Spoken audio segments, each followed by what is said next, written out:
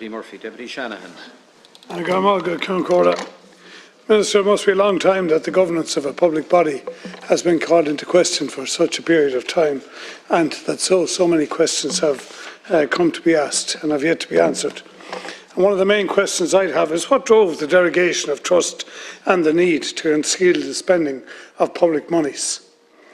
And why did RTE management deceive the public and the Oireachtas 5 years in a row regarding the public salary of one of its best paid employees? I would ask you also, Minister, why has the Grant Thornton report not yet been published? And will you give a commitment to publish it now in full?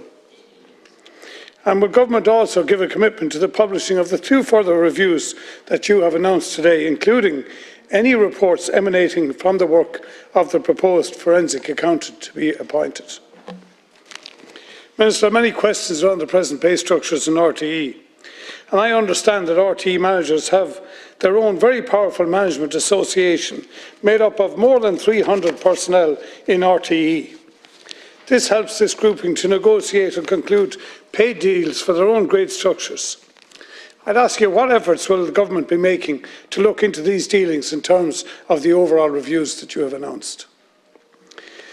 This debacle has been framed as the result of a culture of a small group within the leadership who decided to act in breach of corporate fiduciary governance in a deliberate attempt to deceive.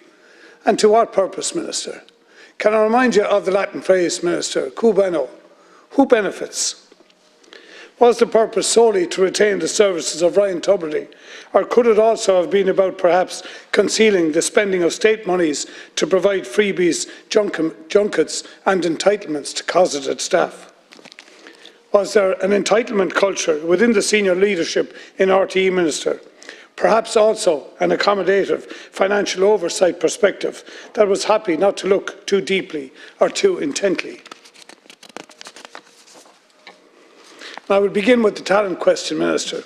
How do we estimate the talent and the value of talent in RTE? And who should decide how much the senior talent people are to be paid and how much cost should be attributed to that? We know who the final decision maker, it appears, was in the last round of negotiations, or so we're told, but we have not heard from that person as yet. But I would ask you, Minister, and it seems to be, is it only the people who contribute and cut their teeth in children's entertainment on RTE that can somehow come to prominence later on in adult programming? Is it all those who are on Bosco and the Den who have a free path into the higher echelons of RTE presentation? And I'd ask the question, what are all our students who are studying media and communications? Are they wasting their time looking for senior positions in this academy if they do not come through the RTE school? Minister, I believe we need to benchmark ourselves against the best in the business, but not at the highest cost in the business. And I would point to the fragmentation that is taking place now in media and television and digital streaming services. And with respect to Mr Tubridy's negotiations, or Noel Kelly's negotiations with the chair of RTE, why did you not look to the UK at the loss of Angus Dayton to one of his flagship BBC programmes, Have I Got News for You? When Dayton had to leave, the producers took the decision to offer host spots every week to celebrity people to come in and underpin that show, and that strategy continues to this very day. Does such an idea not cross the mind of the Director General when being pressed to provide additional monies to retain the services of Mr Tubridy?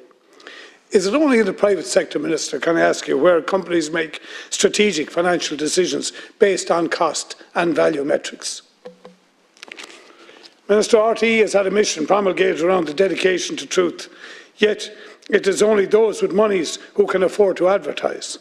And how are their narratives in advertising and promotion balanced against the public interest, I would ask you? RTE Radio and Television has recently been to the vanguard of criticising agricultural sector emissions and promoting activity cuts in that sector. Is this stance purely based, I'd ask you, on science, or could it have much to do with NGO advertisers and those promoting alternative foods seeking a reduction in the availability of Irish-grown meat and milk that delivered this attitude? Given the new climate sensitivity, did RTE not agonise in recent weeks over their appointment of Patrick Keelty, understanding the significant carbon emissions he will be contributing to in commuting in and out of Ireland by air every week? And are aviation emissions different in the eyes of RTE to bovine emissions when seen in the light of RTE advertising revenue coming from air travel as opposed to coming from the agricultural sector? Minister, I believe your review also needs to question the degree to which public attitudes, as conveyed by RTE, are influenced by the advertising revenues they receive. And in terms of supporting their commercial activity, I think this is a serious question that needs to be asked in the public interest, Minister. I don't believe we can have a public organisation which is dependent on a commercial footing from private sector operators that may indeed be changing the attitudes of the public at large purely by the advertising revenue that's being generated. I welcome the reviews that you have announced, Minister, and the benefits of a forensic accountant to look at the wider financial activities in RTE. But I do believe we need an interim report as quickly as possible to ensure that what needs addressing is actually being acted upon. Finally, Minister, the question is who is to blame? And I'm not sure it's right to blame Noel Kelly or Ryan Tubridy because it does not appear as if any law has actually been broken. And I think that point needs to be made. And maybe that is also true in the case of D-Forbes. But I think what is plain to see is that we have a semi-state organisation that had, and maybe still has, a distant and opaque management and communication style. And what the reviews will show that what the people within that organisation decided to play fast and loose with public monies for their own benefit and that of their own careers. So ultimately, I believe that's what the review will find. And then the question will be, Minister, what will this House demand in the future in terms of introducing safeguards to prevent a future reoccurrence?